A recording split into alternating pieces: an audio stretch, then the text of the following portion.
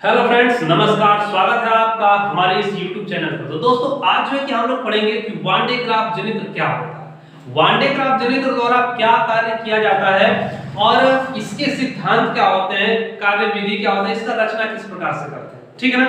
तो आज की इस वीडियो में हम लोग ये जानेंगे कि वान डे ग्राफ क्या है और इसकी जो सिद्धांत होते हैं वो सिद्धांत क्या होते हैं। ठीक है ना। तो देखिए, सबसे पहले वान डे ग्राफ जो जनित्र है, इस वान डे ग्राफ जनित्र को हम क्या कह सकते हैं? जनित्र का मतलब जनरेटर होता है, इंग्लिश में हम उसको बोलते हैं जनरेटर। ठीक है ना। जनरेटर तो आप लोग शादी विवाह में देखते हैं, उसमें से जो है कि विद्युत ऊर्जा उत्पन्न की जाती है, वो जनरेटर वैसा जनरेटर, और ये भी उसी प्रकार का एक जनरेटर होता है। लेकिन इसके द्वारा क्या किया जाता है? इसको किसी भी शादी विवाह में प्रयोग नहीं किया जाता है ना। ये इसके द्वारा हम क्या काम कर सकते हैं, इसको जानना है। तो सबसे पहले देखिए, ये जो वान डे ग्राफ जनित्र था, इसका खोज एक वैज्ञानिक थे जिनका नाम था क्या? RJ one day graph. One day graph.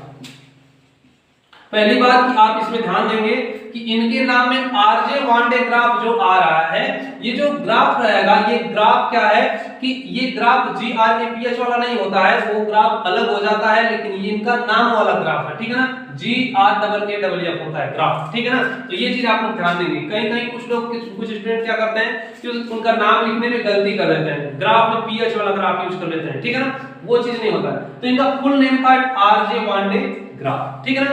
इन्होंने क्या किया था कि जो है कि एक खोज किया, एक जनरेटर का निर्माण किया। उस जनरेटर द्वारा क्या किया जाता था, इसको भी हम लोग जानेंगे। तो इन्होंने सन 1931 ईस्वी में, ठीक है ना, सन 1931 ईस्वी में एक जनरेटर का खोज किया। उस जनरेटर द्वारा क्या किया जाता था कि जैसे कि किसी भी परमाणु में कोई नाभिक है और उस नाभिक के चारों ओर जो इलेक्ट्रॉन हैं, तो उनके इलेक्ट्रॉनों को क्या किया जाता था? त्वरित करने के लिए एक जनरेटर का प्रयोग किया जाता है, जिसका नाम होता है क्या? One day graph. यानी कि ये जो वान डे ग्राफ ने जिस जनरेटर का खोज किया, उस जनरेटर द्वारा किसी भी नाभिक के चारों ओर के इलेक्ट्रॉनों को त्वरित करने के लिए उस जनरेटर का प्रयोग किया जाता है। त्वरित करने का मतलब क्या होता है? त्वरित करने का मतलब कि किसी चीज को ऊर्जा देना। ऊर्जा देने का मतलब क्या होता है कि जब आप किसी चीज को ऊर्जा देंगे तो उसकी गति जो होगी, उसका वेग जो होगा, वो क्या हो जाएगा? बढ़ने लगेगा, है ना। जैसे मान लिया जाए कि अगर कोई धीरे धीरे जा रहा है और उसको आप पीछे से ढकेल दे रहे हैं, पता चलेगा कि उसका वेग क्या होगा? बढ़ जाएगा, जाके किसी नहर में उलट जाएगा। ठीक है। तो यहाँ पे उस टाइप से ये जो होता है, क्या करता है कि ये इलेक्ट्रॉन तो पहले धीरे धीरे अगर चलते हैं तो उनको क्या करता है? एक एनर्जी देता है। अब वो एनर्जी क्या देता है? तो 10 के पावर 6 वोल्ट की जो है कि वो क्या करता है? विभवांतर यानी विभव उसको देता है उस इलेक्ट्रॉन को। यानी कि हम इसको बोल सकते हैं 10 लाख। ठीक है, 10 लाख वोल्ट। ठीक, 10 लाख वोल्ट की एनर्जी, कितने कोटि का जो है कि एनर्जी जब उसको मिलेगा तो होता क्या है कि उसमें इलेक्ट्रॉन तेज गति से चक्कर करने लगते हैं। यानी कि वो क्या हो जाते हैं? त्वरित हो जाते हैं। त्वरित शब्द क्या होता है कि किसी भी चीज का वेग बढ़ा देना, क्योंकि त्वरित यानी त्वरण, और त्वरण किसे कहते हैं? तो वेग परिवर्तन की दर को त्वरण कहा जाता है। ठीक है ना। तो कहने का मतलब कि जब आप किसी चीज को एनर्जी देंगे तो आप क्या, उसमें क्या होगा कि उसमें जो है उसका वेग बढ़ जाएगा, उसकी कार्य करने की क्षमता बढ़ जाएगी। जैसे आप ही है, अगर कोई काम स्लो कर रहे हैं, ठीक है ना, और अगर आपको एनर्जी की जरूरत है और आपको एनर्जी दे दी जाए, तो जब आपके अंदर ज्यादा एनर्जी आ जाएगी तो आपको काम बहुत तेज, जो है कि जो काम करते रहेंगे वो तेजी से करने लगेंगे। ठीक है। तो उसी प्रकार से जब इतने कोटि का, इतने वोल्ट के कोटि का जो है कि विभव उसको मिलता है उस इलेक्ट्रॉन को, तो उसमें क्या हो जाता है? वो त्वरित हो जाता है, उसके वेग में परिवर्तन हो जाता है। ठीक। तो अगर कोई पूछ ले कि ये बताए कि वान डे ग्राफ जनित्र जो होता है ना, ये वान डे ग्राफ जनित्र का खोज किसने किया? तो आप कहेंगे कि वान डे ग्राफ जनित्र का खोज वान डे ग्राफ वैज्ञानिक ने ही किया था। ठीक है ना। और ये वैज्ञानिक के साथ साथ एक प्रोफेसर भी थे। इनका फुल नेम अगर कोई पूछ ले तो आप बताएंगे RJ one day graph. RJ one day graph. ठीक है ना, इनका फुल नेम है। इन्होंने सन 1931 ईस्वी में क्या किया था कि एक जनरेटर का खोज किया, जिस जनरेटर द्वारा क्या किया जाता है कि जो नाभिक के इलेक्ट्रॉन होते हैं, उस इलेक्ट्रॉनों को त्वरित करने के लिए ये जनरेटर काम आता है, ये जनरेटर काम आता है। ठीक है। तो इन्होंने किस सन में खोज किया? 1931 ईस्वी में।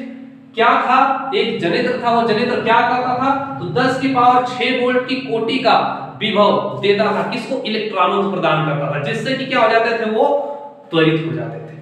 ठीक है।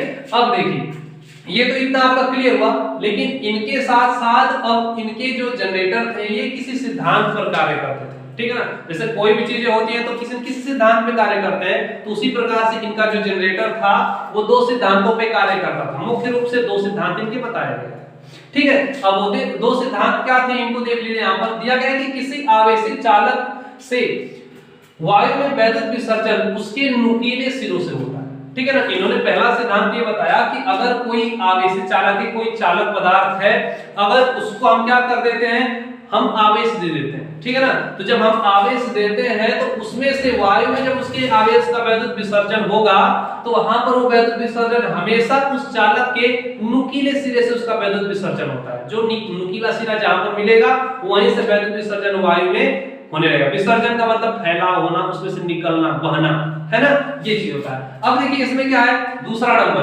नंबर बोल रहा है कि खोखले चालक का आवेश उसके बाहरी पृष्ठ पर विद्यमान होता है। तो इसका मतलब क्या कि अगर मान लिया जाए कि आप किसी खोखले चालक, ठीक है ना, खोखला चालक कैसा, जैसे कि आप गेंद देखे होंगे, ठीक है ना, जो गेंद होता है वो खोखला होता है, अगर उसको काट देंगे तो अंदर से खोखला भाग बनेगा ऐसा। अगर ये पूरा गेंद इसको काट देंगे तो ऐसे, जैसे कि उत्तल लेंस पड़ते हैं उस टाइप से ये खोखला होता है। तो वैसे ही एक खोखला चालक होता है। यदि आप खोखले चालक पर क्या करते हैं, आवेश देते हैं, तो वो आवेश हमेशा क्या होता है, उसके बाहरी पृष्ठ के ऊपर क्या होता है, विद्यमान होता है। जैसे कि कोई खोखला आवेश है तो उस पर जब आप आवेश देंगे तो जो जितने भी आवेश होंगे वो कहां पर जाकर इकट्ठा होंगे, तो उस खोखले गोले के ऊपरी सिरे पर जाकर इकट्ठा हो जाते हैं, ठीक है ना। तो ये थे इनके सिद्धांत।